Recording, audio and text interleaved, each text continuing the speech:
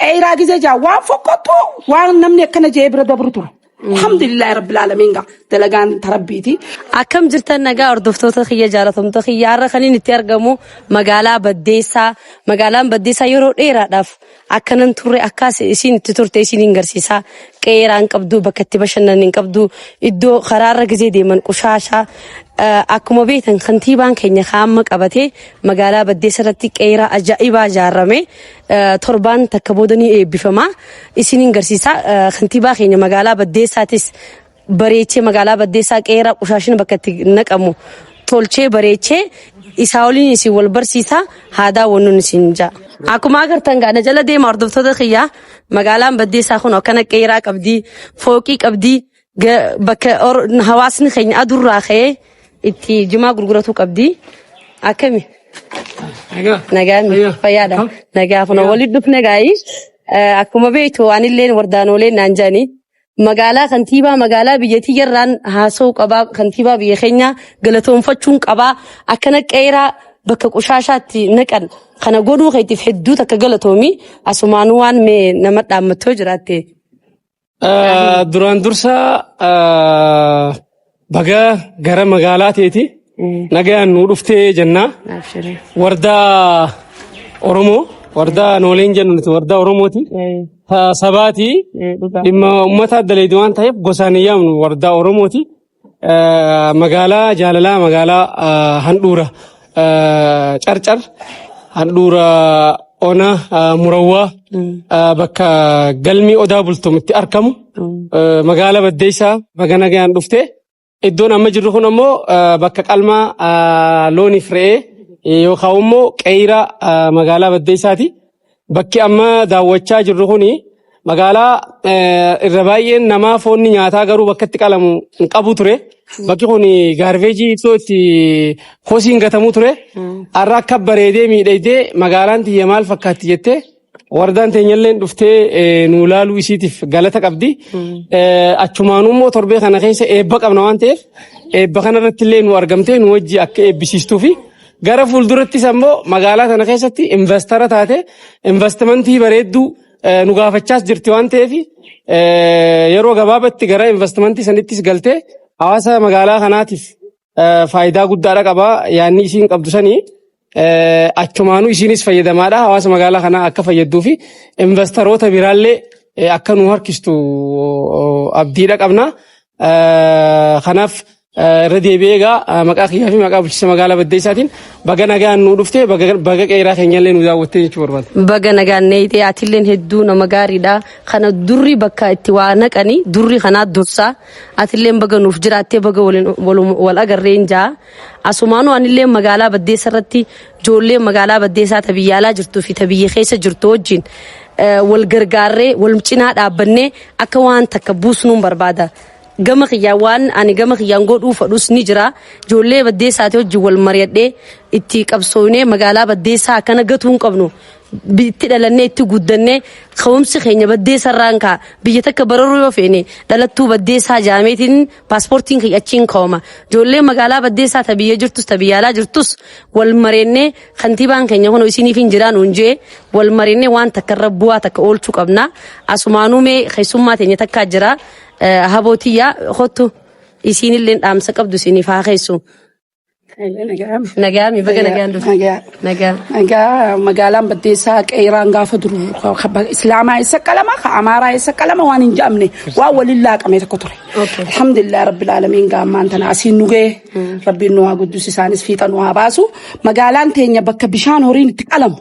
Asiin bishaan qabdi asiin maal qabdi keessa kutee waan biraa dhiisiiti qeeraa gizee jaa waan fokkottu waan namni akkana jee bira dabru ture.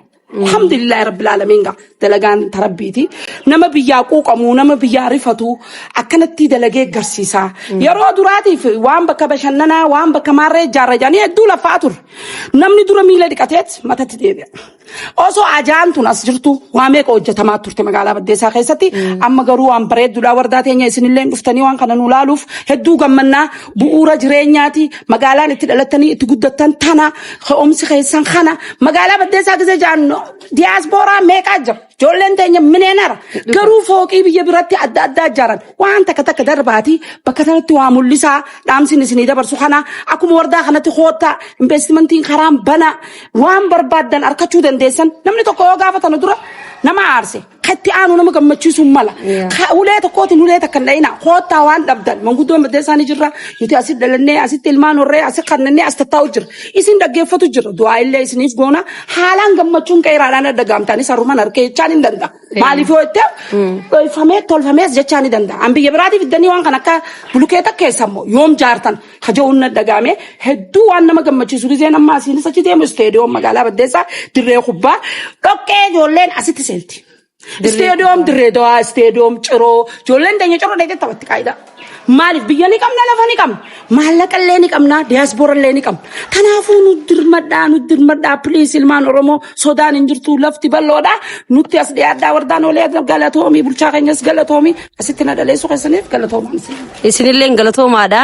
Kuno wardaan olee gaa bulchaan keenyan ta'uu jee wardaan olee ittiin feemasee jalatti garuu wardaa Oromoo najaa anta hawaasaati akkasuma gaa bulchaan keenya kana qofaa miti galma sanillee isaatutu akka jaarramu godhe akka dalagmu godhe hawaasa keenya aduu keessa ka aduurra wal fixu ka rooba keessa wal fixu kararraa manan nu galshee akkanuma ijoolleen baddeessaa maqaadhaan nuti abbaa fadheerra caala garuu biyya teenya keessa gizee gad dhuftan biyyi teenya bakka itti bashannantuun qabdu daa'imni anamma daa'iman hin qaba yoon fide eessatti bashannanti iddoo kamitti taphatti ijoolleen tiyya as dhufee haadhaa fi abbaan kiyya as jira torbaan lama baatis taa'uun danda'a biyyeen itti daldhee guddadhe garuu bakkin itti bashannanu hin jiru bakkin kaaffee seenee shaayii itti dhugu hin jiru yoo maqaa kiyyaan banadhe yoo maqaa keessan hin banattane irra bareedaadha sanirra wal gargaarree tokko toorra lama too caalaa wal gargaarree wal bira dhaabbannee maqaa kiyyaa waan hin fudhadhee jira lafa kubbaa asii ijoolleen teenya ciroo dheexee asii dirreedhaa dhaqanii asii biyya meeqa dhaqanii taphaturra biyyuma fi wayyaa kana keessatti waan takka haa goonu biyya namaa keessatti namuu mana ni qaba garuu biyya itti dhalannee wayyaa asumaanuu mee kantiibaa keenyatti hin deebaa yaada yoo qabaatte yaada xumuraa. Waan gaarii kaaste wardaa Oromoo irra deebi'ee duulfaadhu isteediyeemni magaalaa Baddeessaadhaa akka godina Harargee lixatti isteediyeema guddicha jedhamudha. Haa ta'uuti garuu dhugaa dubbachuuf isteediyooma fakkaatu.